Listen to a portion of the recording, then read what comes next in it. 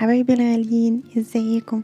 النهارده بقى هنعمل وصفة من وصفات زمان اللي ريحتها كانت بتقلب البيت والشارع من جمالها. ويا سلام بقى عليها مع كوباية شاي باللبن، حاجة كده في منتهى الجمال. هنعمل النهارده شوية قراقيش سادة باليانسون والشمر، طعمهم خرافة بجد. يلا بينا نشوف عملناه ازاي. في البداية هنحتاج كيلو دقيق ننخله كويس، ننزل عليه بمعلقتين كبار سمسم محمص ومعلقة كبيرة ينسون وشمر وريحة الكحك اختياري.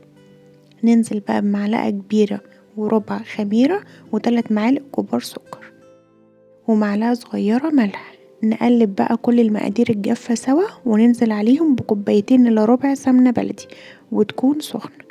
ممكن تعملوه بأي نوع سمنة بتستخدموه، وكمان ربع كوب زيت. وممكن نستخدم الكمية كلها سمنة أو كوباية سمنة وكوباية زيت.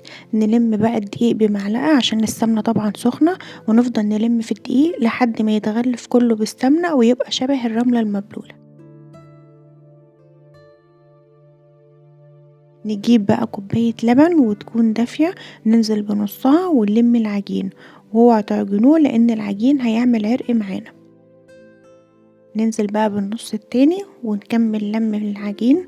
لسه طبعا العجينة عايزة سوائل، فهنحتاج كوباية الا ربع مية دافية ننزل بيها شوية بشوية ونلم العجينة لحد ما تبقى زي الفل.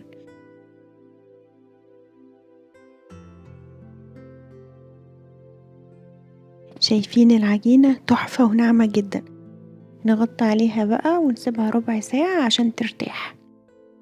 بعد كده هناخد قطعة من العجينة ونبدأ نلفها رول بالشكل ده، ونبدأ نفردها حاجة بسيطة بحيث تكون العجينة سميكة شوية.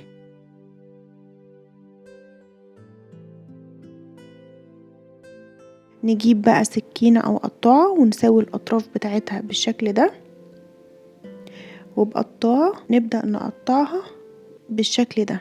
انا هنا استخدمت قطعة البطاطس. نرصها بقى في صينية ونخلص كل الكمية.